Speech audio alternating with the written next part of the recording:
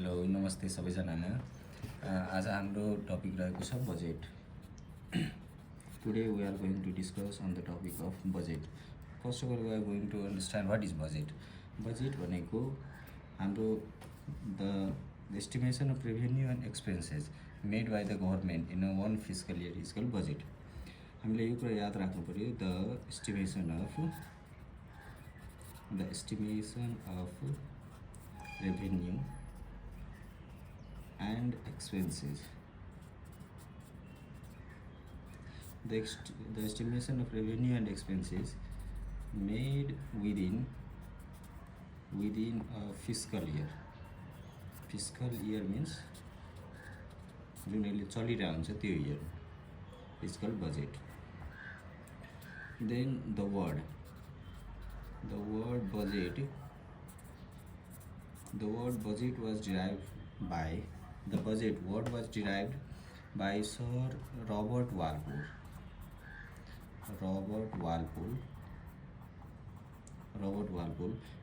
And who was the Robert Walpole? He was the first prime minister. He was the first prime minister of Great Britain. He was first prime minister of Great Britain. र यसलाई बजेटलाई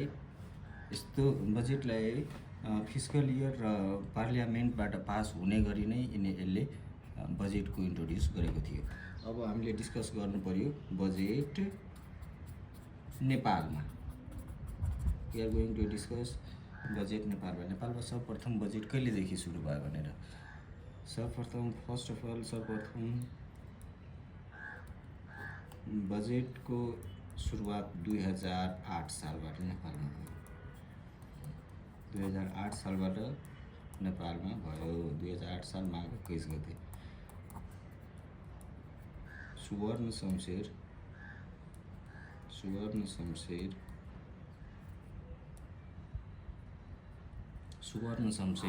was a finance minister at that time, and PM was Matrika Prasad Koirala.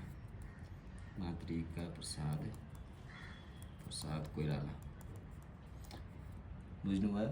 र त्यतिखेरको budget, total budget कति थियो भने लगभग 5.25 करोड।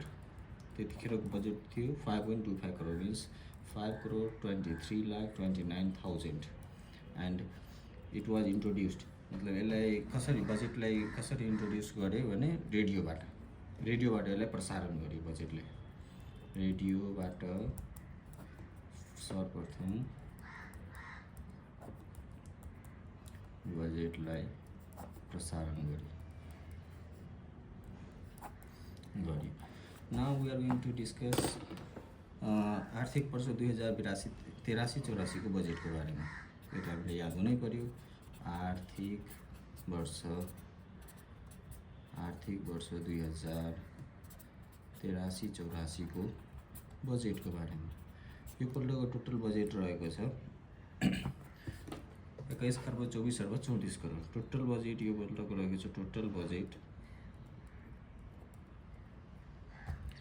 21,24,34 करोड। अब हामी योभन्दा अगाडि अर्को भिडियोमा आज नै पर्ने हो। ओके ल, बजेट पर्ने हो भने हाम्रो बजेटको डिस्कस गरौँ। हाम्रो बजेट इन्ट्रोड्युस कहिले हुन्छ भने जेठको 15 गते जसरी पनि बजेटलाई पार्लियामेन्टबाट पास गर्नुपर्छ। पार्लियामेन्ट हाउस अफ रिप्रेजेन्टेटिभ र नेसनल एसेम्ब्लीबाट जेठ 15 गते पास गर्नुपर्छ। दुवै सदनबाट पास गर्नु पर्यो। ओके, अब बजेटको बारेमा के बुझ्नु पर्यो। यो पल्टको बजेटलाई 3वटा शीर्षकमा डिभाइड गरेको छ। द्याट इज चालुतर्फ कता खर्च गर्ने भनेर, चालुतर्फ, पुँजीगततर्फ र वित्तीय व्यवस्थापनतर्फ। चालुगततर्फको छ 59.8%, 20.3% र 19.9%। र बजेटको स्रोत कहाँ कहाँबाट छ? बजेट डेभलप बजेट जुन छ 21 खर्ब 24 खर्ब 34 खर्ब कहाँबाट, यसको स्रोत कहाँ कहाँकोबाट छ? स्रोत छ भने एउटा राजस्व, एउटा वैदेशिक अनुदान, एउटा न्यून बजेट। राजस्वबाट हाम्रो बजेटको मुख्य स्रोत नै राजस्व रहेको छ।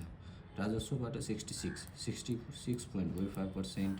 अनुदानबाट एकदम न्यून रहेको छ। अनुदान भनेको कहिलेकाहीँ आउने कहिलेकाहीँ नआउने, आए पनि त्यो दिए पनि, कुनै देशले अनुदान दिए पनि त्यो कुनै बेला हाम्रो सरकारको खातामा आइपुग्दैन।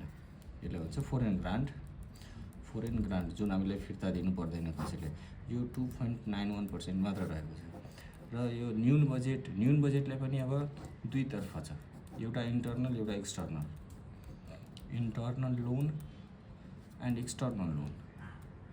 यो पल्टको बजेटमा के देखेको छ भने इन्टर्नल लोन सबभन्दा बढीको रहेको छ 19.90% र एक्सटर्नल लोन 11.64 बजेट। र अब हामी अर्को दिन हामी के डिस्कस गर्ने छौँ, बजेटका क्षेत्रगत कार्यक्रमहरू कुन छ तिनीहरूको बारेमा छलफल गर्ने छौँ। बजेटका क्षेत्रगत